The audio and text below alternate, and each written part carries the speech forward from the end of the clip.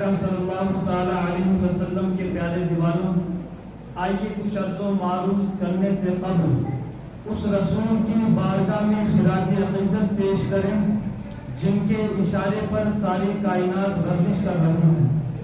نگاہیں اٹھ جاتی ہیں تو مادی طاقتیں کو پسینہ آنے لگتا ہے۔ قرراہ ارض پر کھڑے ہو کر انگلی کا اشارہ فرماتے تو ڈوبا ہوا سورج منزل سے پلٹ آتا ہے۔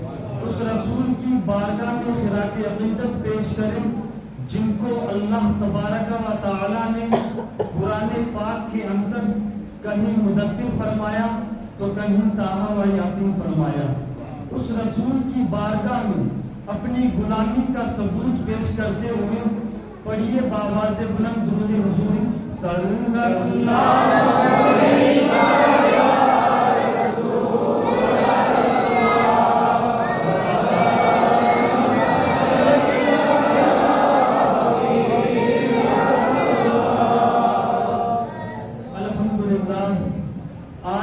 پاکیزہ محفل آپ حضرات کے عقل و شعور، زبان و بیان، دل جسم جان و روح اور ایمان و عقیدہ کی انگڑائیوں کے محراب حرم کے نیچے مسکرا رہے ہیں۔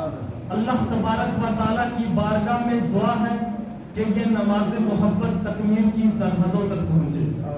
میرے پیارے آقا صلی اللہ تعالیٰ علیہ وسلم کے پیارے دیوانوں، اللہ تبارک و تعالیٰ کی یہ سنت ہے کہ جب بھی زمین پر گمراہی کے دلدل کے اندر اپنے بندوں کو مبتلا دیکھا تو اللہ تبارک و تعالیٰ نے کسی ہادی اور مہدی کو جلوگر فرمایا۔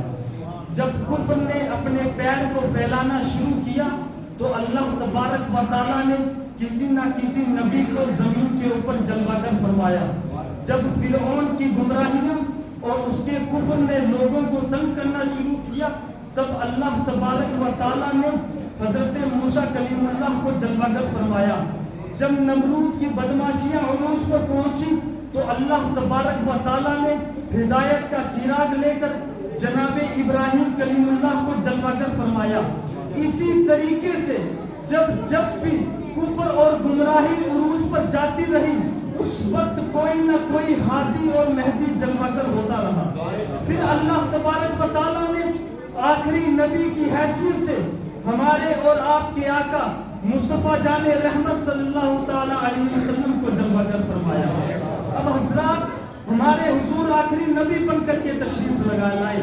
اب یہاں پر لوگوں کو شبہہ ہوتا ہے اور منکرین ختم نبوت کہنے لگتے ہیں کہ اگر حضور صلی اللہ تعالیٰ علیہ وسلم آخری نبی بن کر کے جلوگر ہوئے ہیں تو اس کا مطلب یہ ہے کہ اللہ تبارک و تعالیٰ کی نعمت ختم ہو گئی۔ نعوذ باللہ۔ وہ کہتے ہیں کہ نبوت تو اللہ تعالیٰ کی بڑی نعمت ہے۔ اگر ہم یہ مانیں کہ حضور آخری نبی بن کر کے جلوگر ہوئے ہیں گویا کہ اب حضور کی اللہ تبارک و تعالیٰ کی نعمت ختم ہو گئی۔ ہم کہتے ہیں تم ختم نبوت کا مفہوم سمجھ ہی نہ سکے، کیونکہ نبوت کا کسی پر ختم ہو جانا یہ عیب نہیں ہے بلکہ خوبی ہے۔ وہ اس لیے کہ میں ایک طالب علم ہوں، منبر پر بیٹھے ہوئے ان علماء کی سماعت میں کوئی اضافہ نہیں کر پاؤں گا۔ میں طالب علم ہوں اور مجھے آپ کے سے گفتگو کرنی ہے۔ حضرات وہ کہتے ہیں کہ اللہ تبارک و تعالیٰ کی تم نبوت کی نعمت کے کس قدر قائل ہو گئے ہو، تو حضرات ہم کہتے ہیں اس کی مثال بڑی آسانی کے ساتھ ہماری سمجھ کے اندر آ سکتی ہے۔ اور وہ کیسے سمجھ میں آ سکتی ہے؟ وہ اس طرح سمجھ میں آ سکتی ہے کہ ایک جلسہ جو شروع وقت پر قائم کیا جائے اس کے اختتام کا کوئی ٹائم نہ ہو تو وہاں پر بہت زیادہ سنجیدہ لوگ شریک نہیں ہوتے، اس لیے کہ وہ سوچتے ہیں کہ نہ جانے یہ جلسے کو کب تک کھینچیں گے، اس لیے وہ وہاں سے اٹھ کر جانے لگتے ہیں۔ اسی طریقے سے جب وہ محفل کے اندر کوئی اچھا خطیب بول کر کے چلا جائے اس کے بعد پھر اس کے معیار کا خطیب نہ آئے تو محفل کی رنگت ختم ہو جاتی ہے۔ محفل کی اسناد ختم ہو جاتی ہے. میرے پیارے آقا صلی اللہ تعالیٰ علیہ وسلم کے پیارے دیوانوں، صرف جب محفل قائم ہوتی ہے تو اس کے اندر ایک بانی بھی ہوتا ہے، ایک بانی بھی اس کے اندر ایک بانی بھی ہوتا ہے، ایک ناظم بھی ہوتا ہے. ناظم کا فن یہ ہوتا ہے کہ وہ محفل کو دیکھ کر کے شخصیت کو پیش کرتا ہے. اگر محفل بوریت محسوس کرے تو کسی ہنسانے والے کو کھڑا کر دیا جاتا ہے، زیادہ ہنسنے لگے تو کسی رلانے والے کو بھیج دیا جاتا ہے. میرے پیارے آقا صلی اللہ تعالیٰ علیہ وسلم کے پیارے دیوانوں، اسی طریقے سے جب کائنات کی یہ محفل شباب کے اوپر آئی، کائنات کی یہ محفل جب جوش میں آئی تو اللہ تبارک و تعالیٰ نے اس محفل ہی کو ختم کر دیا.